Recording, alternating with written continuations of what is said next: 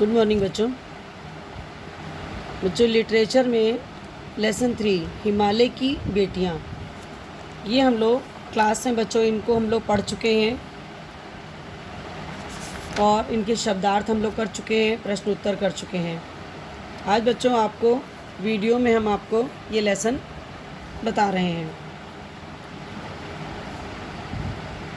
बच्चों इसमें हम लोगों ने देखा कि लेखक ने हमें बताया कि हम किस प्रकार से किसी भी प्राकृतिक स्थान पर जब पहुंचते हैं तो वहां पर हमारी भावनाएं किस प्रकार से उससे जुड़ जाती हैं और हम उसे किस रूप में देखते हैं। हम उनके साथ अपने रिश्ते बना लेते हैं, हमारी भावनाएं उनसे जुड़ जाती हैं। उसी प्रकार से बच्चों लेखक ने स्वयं को उसके साथ एकदम से बिल्कुल आत्मीयता के साथ जोड़ा है। यहाँ पर उन्होंने देखिए बच्चों, जो भी हिमालय से नदियाँ निकली हैं उनको हिमालय की बेटियों के रूप में देखा है। बच्चों इसमें उन्होंने बताया कि बहुत ही गंभीर, शांत, अपने आप में खोई हुई सी लगती हैं। ऐसा लगता है जैसे कि कोई संभ्रांत महिला सी प्रतीत हो रही हैं।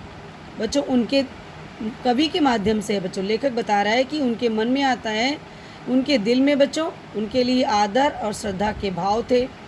वे उन्हें माँ और दादी, मौसी, मामी की गोद में जिस प्रकार से हमें खुशी मिलती है, जिस प्रकार से हमें अच्छा लगता है, उसी तरह से वो उन नदियों के पास, उस हिमालय की बेटियों के पास जब पहुँचते हैं बच्चों तो उन्हें ऐसा ही महसूस होता है। इस प्रकार से उन्होंने बताया बच्चों कि हिमालय के कंधे पे चढ़ा तो वे कुछ और ही रूप में सामने आई थी बच्चों।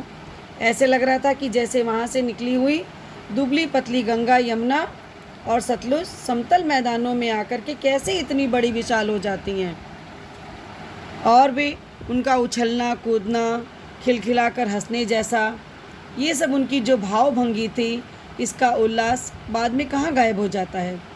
मैदान में जाकर के वो कहाँ पे फैल जाती हैं पूरे में।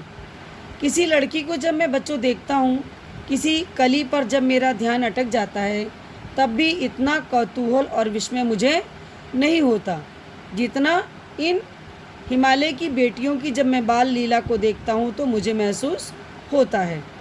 लगता है कहाँ भागी जा रही हैं, किस इनका क्या लक्ष्य है जिसने इनको बेचैन कर रखा है। और ये अपने महान पिता की विराट प्रेम पाकर भी इनका हृदय बच्चों जैसे अतृप्त है, मतलब कि तृप्त नहीं, अर्थात पूर्ण नहीं है। वह कौन होगा जिसकी प्यास मिटा सके। बर्फ़ जली नंगी पहाड़ियाँ, छोटे छोटे पौधे, घाटियाँ, है ना, और वहाँ पे सरसब्ज उपत्यकाएँ, ये सब क्या हैं बच्चों, ये इनके घर हैं, लीला निकेतन हैं। खेलते खेलते जब बच्चों ये दूर निकल जाती हैं तो कितने वहाँ पे उनको देवदार, चीड़, सरो, चिनार, सफ़ेदा अर्थात अनेकों जंगलों में पहुंचकर शायद इन्हें बीती बातें याद करने का मौका मिल जाता होगा। कौन जाने बुढ़ा हिमालय अपनी इन नटखट बेटियों के लिए कितना सिर धुनता होगा। बड़ी बड़ी चोटियों से जाकर पूछिए तो उत्तर में बच्चों विराट मौन के सिवाय और कुछ भी नहीं मिलेगा।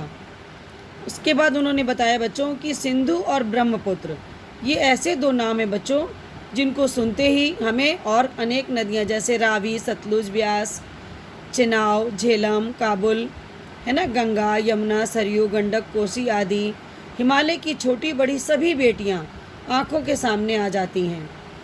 वास्तव में बच्चों सिंधु और ब्रह्मपुत्र स्वयं कुछ नहीं है, लेकिन हिमालय के जो पिघले हुए एक एक बूंद जाने कब से इकट्ठा हो करके ये दो महानदों के रूप में बच्चों समुद्र की ओर प्रभावित होती रहती हैं।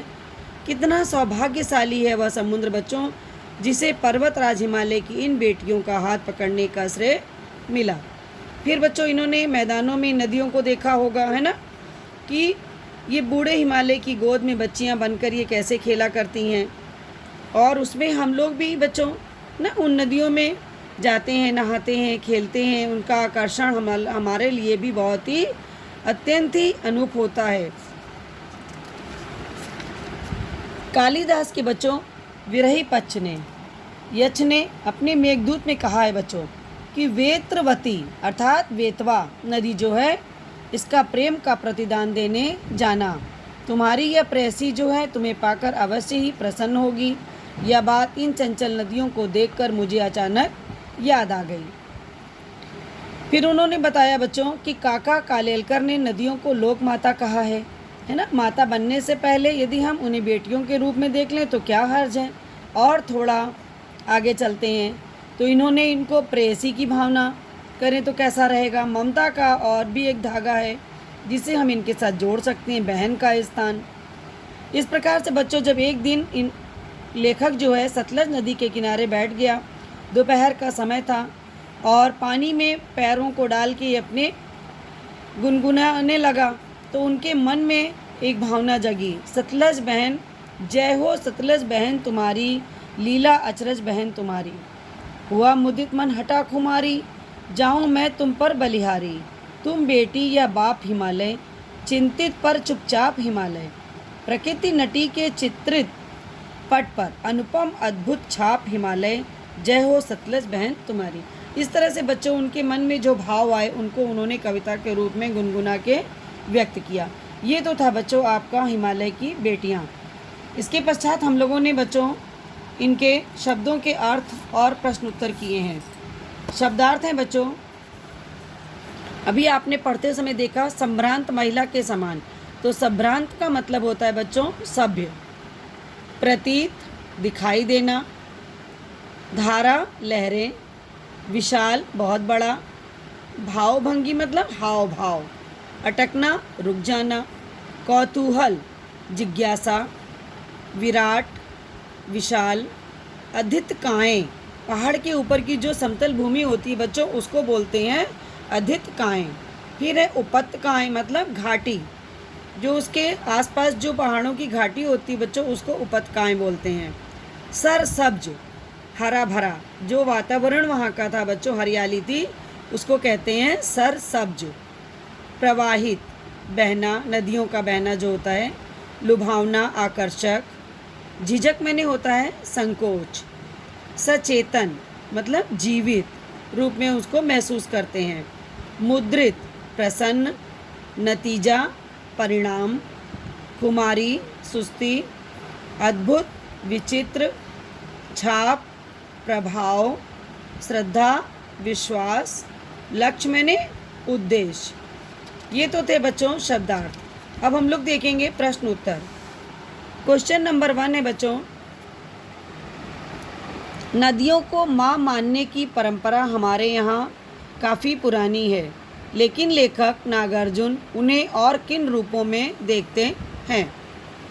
तो आंसर में हम लोगों ने बच्चों लिखा कि नदियों को माँ मानने की परंपरा हमारे यहाँ काफ़ी पुरानी है, लेकिन लेखक नागार्जुन उन्हें बेटी, बहन, प्रेयसी, संभ्रांत महिला और माँ के रूपों में भी देखते हैं। ये था बच्चों क्वेश्चन नंबर 1 का आंसर। क्वेश्चन नंबर 2 है बच्चों, सिंधु और ब्रह्मपुत्र की क्या विशेषताएं बताई गई हैं। बच्चों सिंधु और ब्रह्मपुत्र हिमालय से निकली हुई नदियां हैं और अन्य छोटी बड़ी नदियां इन्हीं नदियों से निकलती हैं। अंततः महानदों के रूप में बच्चों ये समुद्र में जाकर मिल जाती हैं। ये है क्वेश्चन नंबर 2 का आंसर बच्चों। क्वेश्चन नंबर 3 है बच्चों, काका कालेलकर ने नदियों को लोक माता क्यों कहा है। भारतीय संस्कृति में बच्चों नदियों को माँ मानने की परंपरा रही है, इसलिए काका कालेलकर ने बच्चों नदियों को लोक माता कहा है। क्वेश्चन नंबर 4 है बच्चों, हिमालय की यात्रा में लेखक ने किन किन की प्रशंसा की है। तो बच्चों हिमालय की यात्रा में लेखक ने हिमालय से निकलने वाली अल्हड़ बालिका जैसी नदियों, यहाँ पर पाए जाने वाले देवदार, चीर, सरो, चिनार, सफ़ेदा, केल के जंगलों तथा अद्भुत हिमालय की प्रशंसा की है। बच्चों इस प्रकार से हमारा यह लेसन कंप्लीट होता है, हिमालय की बेटियाँ। आप इनको क्वेश्चन आंसर को और शब्दार्थ को अपनी कॉपी पर फेयर में लिखेंगे। आपका लेसन कंप्लीट हो गया बच्चों, धन्यवाद।